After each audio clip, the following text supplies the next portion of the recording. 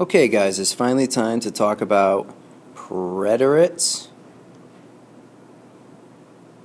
versus imperfects. And now that we've learned both the preterite and the imperfect tenses, now it's time to tell what time we use which one. When do we use each? Okay? So as I told you guys, this is one of the biggest topics of the year, so it's very important that you guys pay attention to this. This is going to be somewhat of a brief overview, but obviously we'll be spending a lot of classes on this, and if you missed one of my explanations, hopefully this will help you along. So, if you guys remember, I told you that the magic number for the imperfect was, do you remember what it was? That's right, it was 5. 5 is our magic number for the imperfect. There were 5 conjugations, and now there are going to be 5 times that we use it.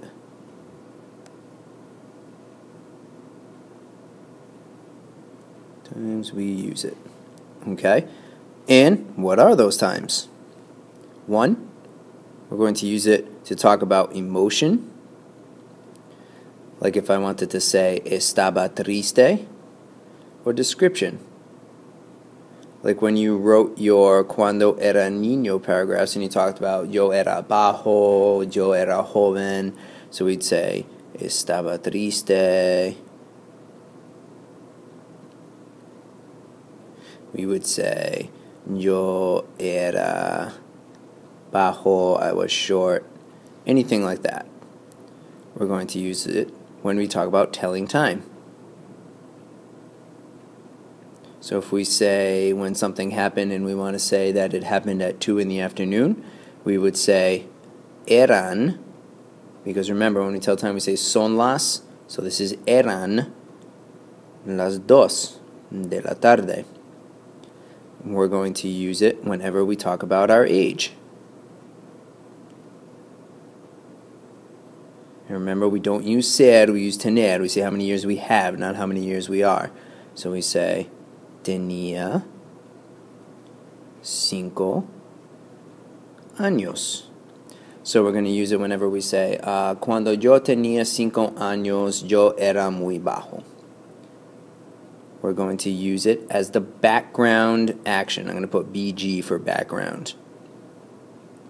What this basically means is what's going on in the background. So when I'm telling you the story and I say, I was sitting here making this movie and it was a bright sunny day, I'm giving you the details of the story.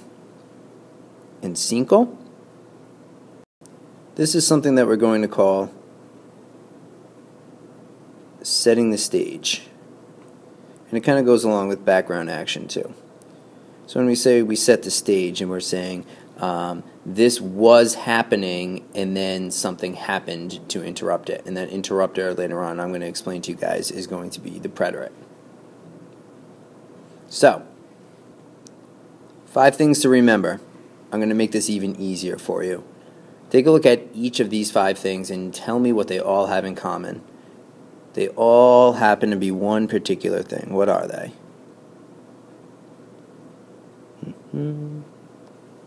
If you look carefully, you'll see that they are all descriptions. They're all descriptions.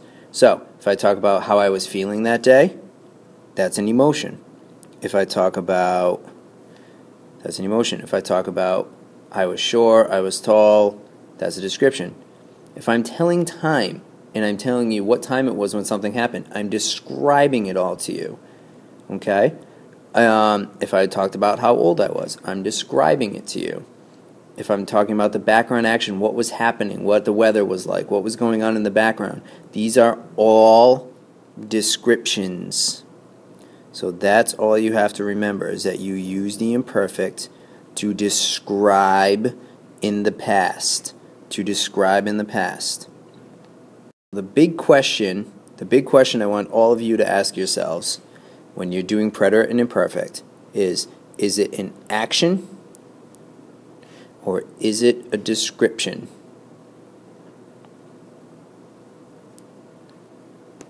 That's the essential question. Is it an action or a description? So, for example, say I draw a little guy here. I'm going to put a happy face on him. Okay? So, One time, if I were to tell you a story, I'll say, once upon a time, there was a man, and he was walking along. That's a description. I'm describing it all to you. And it was a bright, sunny day. And he was walking his dog. Let's draw a little dog here. That is a terrible dog. Okay? And he was doing this, and he was tall, and I drew him in white. So these are all descriptions. I'm describing the background to you. Now, if I were to suddenly say, later on down the line, he fell. Oh no. That's an action. He fell. So he was walking along, he was walking his dog, he was white, the sun was shining, it was a nice day. These are all descriptions. If I were to say, he fell, suddenly he fell down, that's an action. That's going to be the preterite. So all of this is imperfect. And this right here, this action, is when we use the preterite. Now that being said, if you look at your handout that I gave you guys in class, there are certain key words that will tip you off, that will tell you if it's preterite or if it's imperfect. For example, if I were to say, siempre, I was always doing this, this was always happening, that's going to be imperfect. If I said, mientras, remember I told you to remember mientras? While. Well, that indicates the background action. It's saying, while this was happening, describing it to you, that's going to be imperfect. If I were to say, de repente, suddenly, something happened, well, that's preterite, because it's indicating an action. If I were to say, entonces, then something happened, that's preterite. Okay? There are lots more on the handout that I gave you, and you can check that for more info. The last thing that I want to show you guys, and as I said, this video is really just a crash course, and we'll be doing much more with this in class, is what I call the 3 situations. We got a situation here. Okay? Basically, anytime you're reading a story or you're writing a story and you have both preterite and imperfect in the same sentence, it's going to be one of 3 situations. Situation 1, okay? Situation 1 is basically imperfect and imperfect. So it's 2 things happening at the same time. So if I were to say, I was going to the store and it was a bright sunny day. 2 things happening at the same time. So imperfect and imperfect. The second situation is going to be preterite and preterite. Oh, wrong graphic. Let's just erase that. It's going to be preterite and preterite. So if you kind of think of like a timeline, this happened, and this happened, and this happened, and this happened, and this happened. I kind of try to get you guys to think about it as, think of this with the imperfect and imperfect as, everyone knows someone who tells those stories that go on and on and on and don't ever really get to the point. That's kind of what this is when you say, I was walking along and it was a sunny day and I was going to the store and this was happening and I was 5 years old, and it kept going on. This, on the other hand, this situation here, situation number 2, is kind of one of those people who tells stories very concisely. Hey, how was your day? It was good. What did your day do? I got up. I went to school. Then I did this. Then I did this. Then I did this. It's action, action, action, action, action. Whereas with this one, it kind of goes on and on and on and describes and describes and describes, whereas this one is going to be action, action, action, action, action. Very concise. This happened, then this happened, then this happened, then this happened. And the third and final situation, as you can probably figure out, is when you have the imperfect and the preterite interrupts it.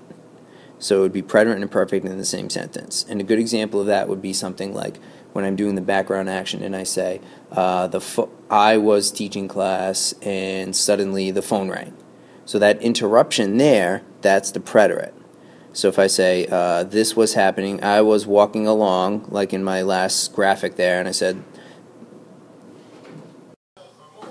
okay, so if you guys will follow me over to this website here, you can do this interactively on your own, or we can actually do this in the packet as well. So we're going to go right over to here on the right where it says preterite versus imperfect. So let's click that. And here we're going to go ahead and click on where it says superhombre. Okay. And again, you guys can find this one in your packet.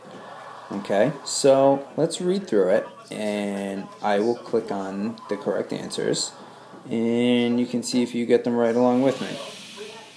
So, cuando él, should we say fue or should we say era joven? Now remember, when he was young, so are we kind of describing and setting the stage, or are we talking about an action?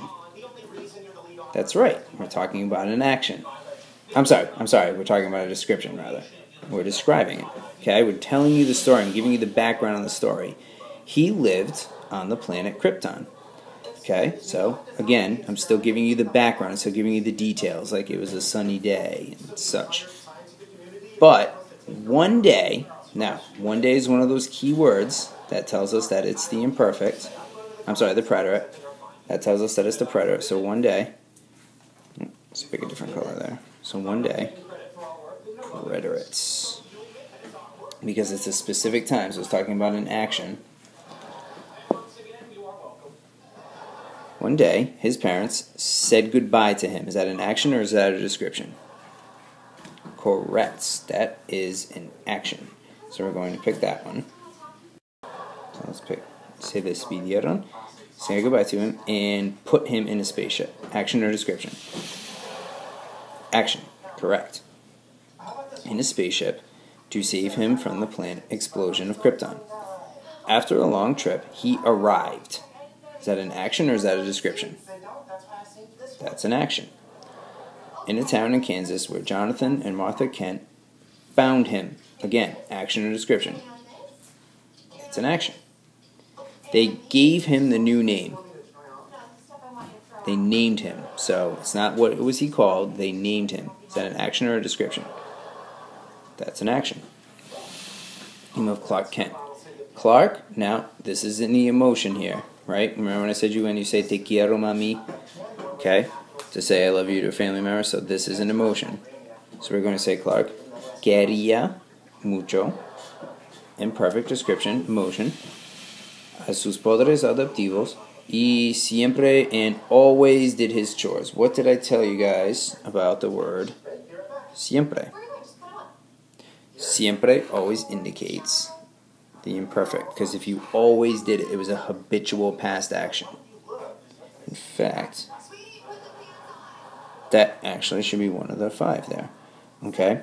So, we're going to say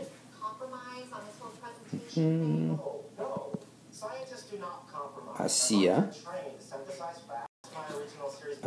muchos quehaceres para ayudarlos en casa. Lots of chores to help them in the house. He had a dog. Did he get a dog or did he have a dog? That's right, he had one. So it's a description. You're describing it. That he called, describing crypto. And they had fun together every day. Still kind of setting the stage for you. Still telling you the story. One day, there's that one day again, he found out, and I'll tell you guys more about that later, the truth about his double identity when his parents told him in action that he was Superman. Is that a description or an action? That's a description. Down here, Clark spent 10 years on his family farm. Okay? Action. With his adoptive family in Kansas, and then he started, how many times do you start to do something? Just once, that's an action, to work as a reporter on the Daily Planet. So why don't you guys go ahead and try out the rest of this on your own when we're in class, and let's see how you do. And hopefully I'm sure this will make a lot more sense when I go over it with you guys together.